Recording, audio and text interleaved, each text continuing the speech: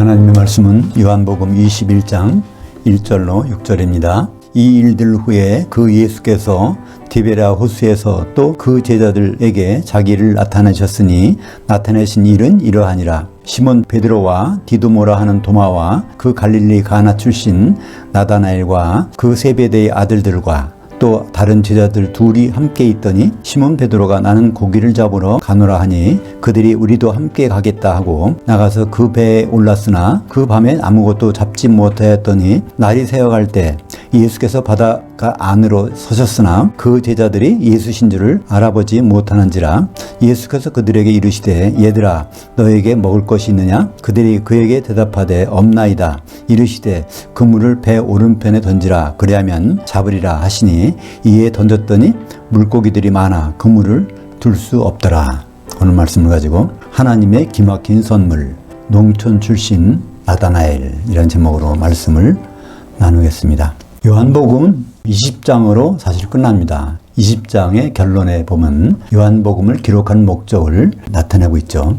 근데 요한복음은 21장까지 있습니다. 그래서 보통 요한복음 21장을 요한복음의 부록이라고 합니다. 근데 거기에는 이해할 것 같은데 이해하기 어려운 그런 내용이 있습니다. 예수님은 부활하신 그 저녁에 제자들, 사도들이 있는 곳에 나타나셨습니다.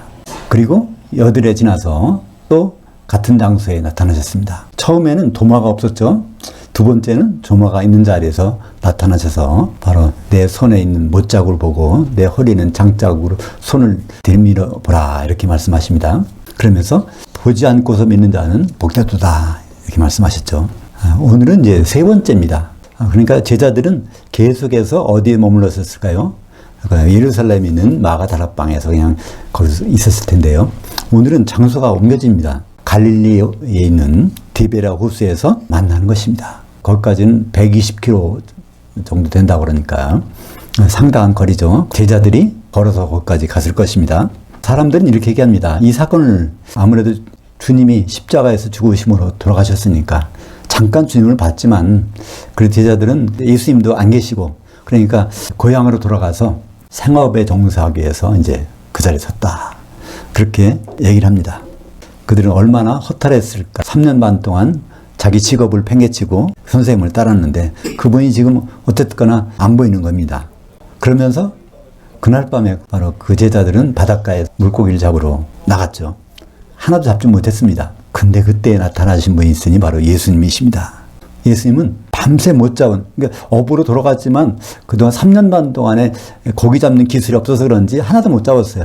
근데 예수님이 그 오른쪽으로 던지라 하니까 던졌더니 그물이 너무 무거워서 찢어질 정도가 됐다 그러죠. 거기서 153마리의 물고기를 낚았습니다. 그래서 이 사건을 통해서 사람들은, 설교자들은 좀 엉뚱하게 얘기합니다. 제자들이 이렇게 시리에 빠져 있을지라도 항상 보고 계신다. 그래서 제자들이 낙심해서 시리에 빠질 때는 그 자리 현장에 찾아가셔서 제자를 도와주시고, 밤새도록 고기를 잡았는데 고기가 하나도 안 잡혔으니까 배고플 때니까 식사까지 준비해서 이렇게 주시는 우리 주님은 그런 분이시다. 그러니까 아무리 힘든 일을 만나도 주님이 다 보고 계시다는 것을 생각하고 믿음을 지켜나가야 된다고 해서 요한복음 21장의 첫 부분을 그렇게 설교합니다.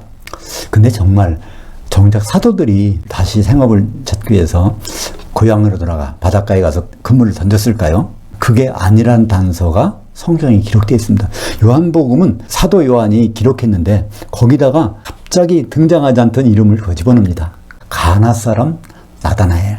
다른 사람들은 전부가 거기 갈릴리 해변가에 살던 어부들이에요. 근데 거기서 유일하게 갈릴리 가나 출신 나다나엘이 거기 있다는 겁니다. 나다나엘은 성경에서 별로 안 나와요. 공간복음에 안 나옵니다. 거기는 바돌로메라고 나옵니다. 그러니까 이 원래 이름이 바돌로메인데 바돌로메는 무슨 뜻일까요?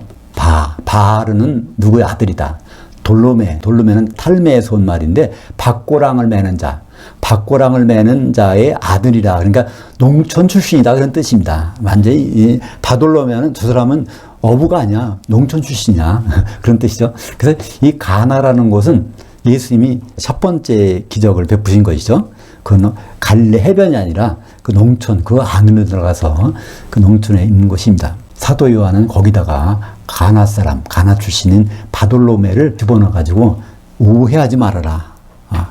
생업을 유지하러 거기 간 것이 아니다. 여기에 어부가 아닌 농부가 있지 않냐. 이거를 기록해서 이 장면을 다시 깨우쳐주게 하는 것입니다. 정말 여기에 가나 출신 나다나엘이 안 들어가 있으면 많은 목사님들이 설교하는 내용이 맞습니다. 근데 거기에 특별히 7명의 사도들이 거기에 현장에 갔었던 것은 자기들이 먹고 살기 위해서 한 것이 아니라 예수님의 약속, 특명을 받고 거기 간 것입니다. 왜냐하면 예수님께서는 십자가 지기 전에 먼저 말씀하셨어요. 내가 이제 죽고 3일 만에 부활할 텐데 그러면 반드시 내가 먼저 갈릴리에 가야겠다. 거기서 너희를 만나야 된다. 그렇게 몇 번 말씀하시고 심지어 요한복음에는 어떻게 말씀하십니까? 막달라 마리아 부활하신 그때 막달라 마리아한테 이렇게 하잖아요. 너희가 빨리 내 형제들에게 가서 그래 처음으로 사도들을 형제들이라고 말합니다. 왜냐하면 예수님이 받아들였다는 증거잖아요. 그때부터는. 그죠? 그러니까 제자들이 이제 형제들이 된 겁니다. 형제들에게 가서 내가 먼저 갈릴리에 가 있겠다고 이제 그 말을 전하라고 그래서 막달라 마리아에게 이렇게 하는 장면이 있지 않습니까? 여하튼 그 사도들은 부활하신 주님을 잠깐 만났다고 잊어버린 게 아닙니다. 그것 때문에 거기에 나다나엘도 데리고 거기에 간 것을 우리는 볼 수가 있는 것이죠. 사실 사도행전에 보면은 예수님께서 고난받으신 후에 십자가에서 죽고 부활하신 다음에 40일 동안 사도들과 만나서 하나님의 통치의 일들을 가르쳐 주셨다고 말씀하고 있죠. 알게 하셨다고. 그러니까 하나님의 통치인이라는 것은 바로 7개의 절기로 나타나죠. 6월절부터 장막절까지 하나님은 어떤 방식으로 통치하셔서 혼인까지 가는지를 그래서 십자가 사건을 예수님은 이렇게 말씀하시죠. 하나님이 통치 가운데서 이 6월절이 완성되기 전까지는 내가 포도나무에서 나온 것을 입에 대지 아니하리라. 그래서 바로 하나님이 통치의 첫 번째가 바로 6월절 십자가 사건이라는 것을 예수님께서 말씀하셨고 그래서 그거로 미뤄봐서 40일 동안 뭐에 대해서 말씀하셨을까요? 바로 절기에 대해서 말씀하셨을 것입니다. 절기가 내 그림자인데 그 다음 절기는 오순절이죠. 그래서 오순절날 기다리게 해서 성령의 기름을 받게 하는 그런 과정을 우리는 사도행전에서 보게 됩니다. 요한복음에만 등장하는 나다나엘은 하나님의 선물이란 뜻입니다. 나단, 선지자 나단이라는 선지자도 있죠. 그 히브리 말 나탄은 선물이란 뜻이고요. 거기에 애를 붙여가지고 하나님의 선물이 나단이라는 이름인데 아마 이것은 예수님이 이렇게 이름을 바꿔주셨을 것 같아요. 그전에는 바돌로메로만 나오다가 한참 시간이 지난 다음 요한복음은 이제 맨 나중에 기록된 거잖아요. AD 90년쯤 기록됐다고 하는데 그때쯤 가서 바돌로메가 이게 이름이 바뀌었지? 그래서 나다나엘로 바뀐 그 이름으로 요한복음 1장에도 거기다 소개를 나다나엘이라고 소개하는데 사실은 예수님이 나다나엘을 처음 만날 때 그때는 바돌로메로서 예수님을 만나게 된 것이죠. 근데 예수님은 그를 보시자마자 뭐라고 말씀하십니까? 너는 참으로 이스라엘 사람이다. 우리는 그냥 이스라엘 사람이라니까 유대인이 이스라엘 사람이지? 이렇게 생각하잖아요. 근데 참으로 진짜로 넌 이스라엘 사람이야. 그 이스라엘 사람이라는 것은 영적인 이스라엘 사람. 쉽게 말하면 그리스도 안에서 참된 이스라엘 된 사람을 거기서 비로소 말씀하고 있는 것이죠.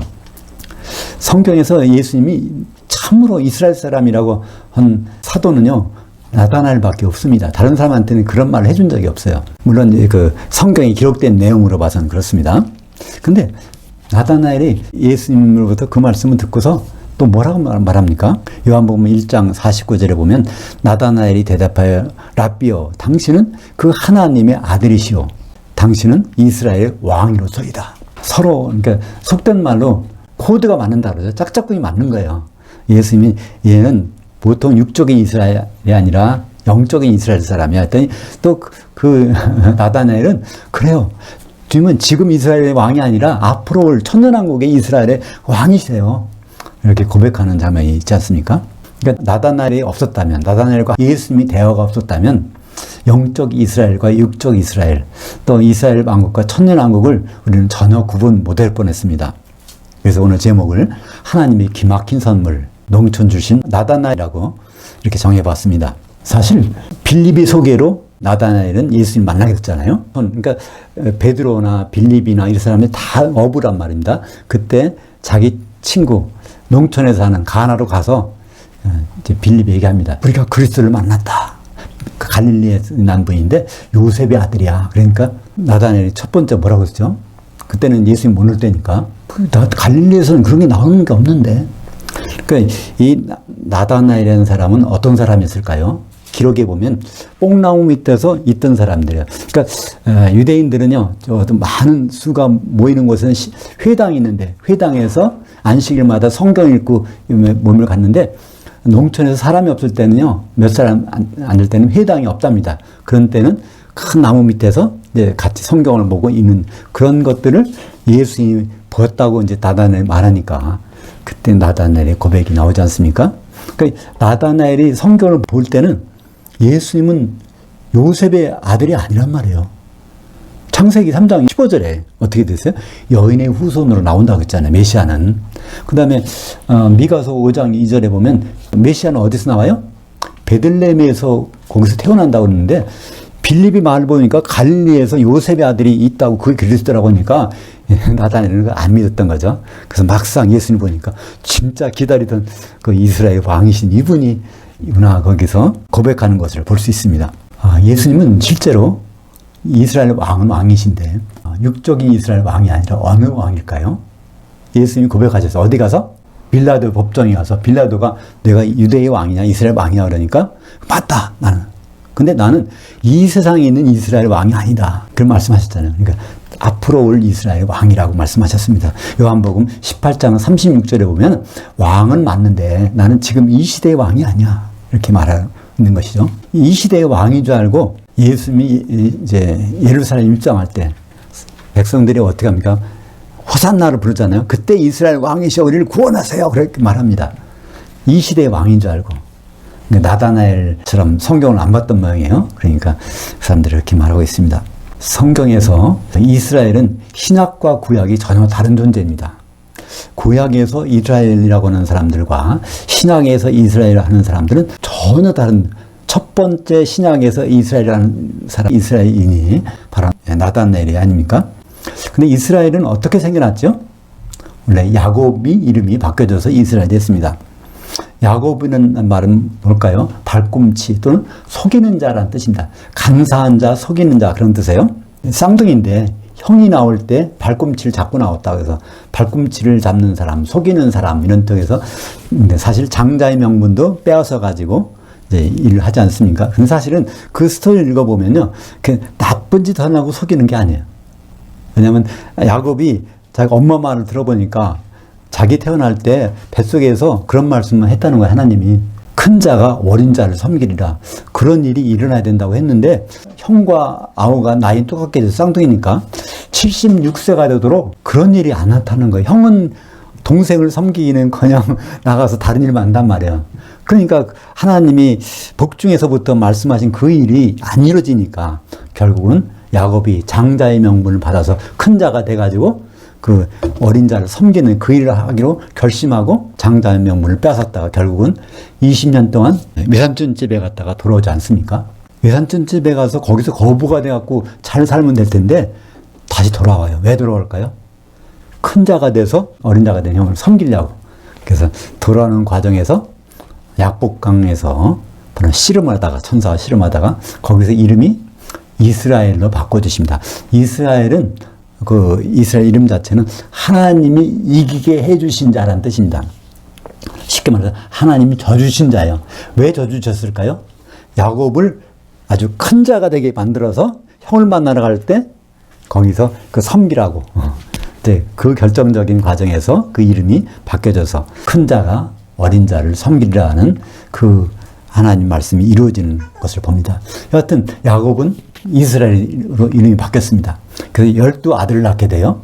그 12아들을 데리고 결국 어디로 갑니까? 이집트에 가서 애굽에 가서 430년 있습니다. 근데 30년은 총리로 있었으니까 저 아들 요셉이 종이 아니었는데 400년 동안은 총리를 그만두고 종살이를 합니다. 그러니까 400년 동안 종살이를 하다가 노예 생활을 하다가 거기서 나올 때 하나님이 약속하셨어요. 그 이스라엘 백성들을 보고 그들과 결혼해서 내가 남편이 되겠다. 그 약속을 맺으셨는데 결국 그들이 어떻게 됩니까? 가나안 땅에 들어가지고 우상숭배를 해서 바로 그 언약을 파괴하게 됩니다. 그 내용이 예레미야서 30 1장 31절과 32절 있습니다. 이 내용을 제가 읽어보겠습니다. 보라, 날이 이르리니 내가 이스라엘 집과 유다 집에 새 언약을 맺으리라.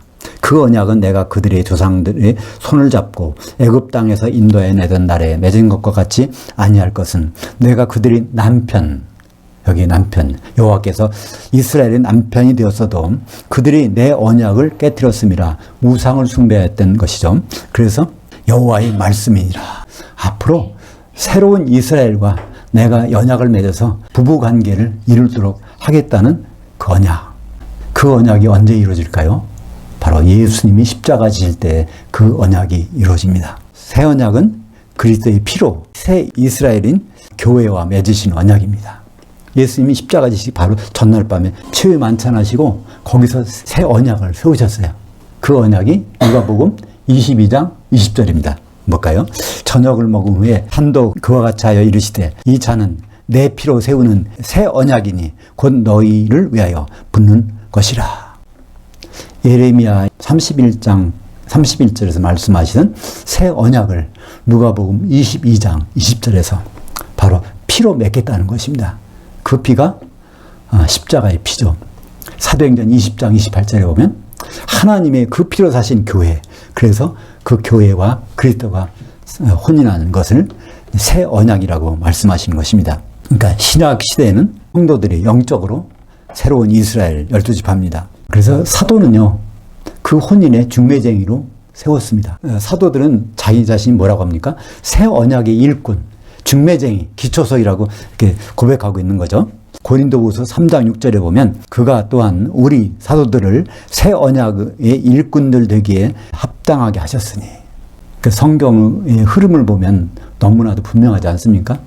옛 이스라엘이 있고 앞으로 새 이스라엘이 있는데 거기에 새 언약을 맺을 그 일꾼들을 사도로 세워서 교회가 바로 혼인할 수 있도록 한 그 내용이 성경 전체를 요약한 내용입니다.